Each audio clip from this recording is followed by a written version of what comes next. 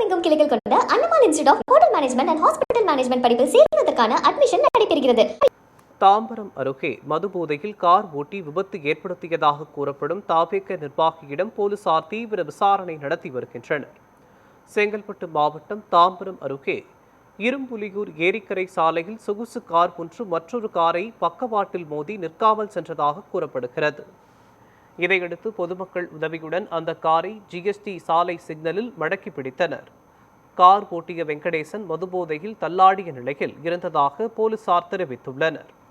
அவர் தாவேக badge அணிந்திருந்த நிலையில் மதுபோதையில் வாகனம் ஓட்டியது விபத்திற்கு பிறகு ஏன் நிற்காமல் சென்றார் என்பது குறித்து போக்குவரத்து புலனாய்வு பிரிவு போலீசார் விசாரணை மேற்கொண்டு வருகின்றனர்.